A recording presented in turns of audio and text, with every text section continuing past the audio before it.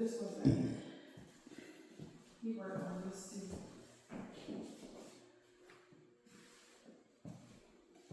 What do you think about that? He have to do some more work. So, I'm sure he gonna leave it like that.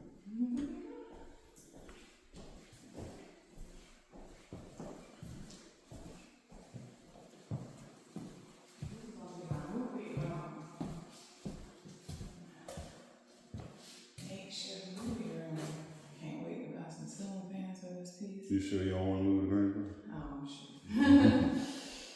If this house was in Raleigh, then I would be like, ooh, we need to consider moving into this, but This is too nice.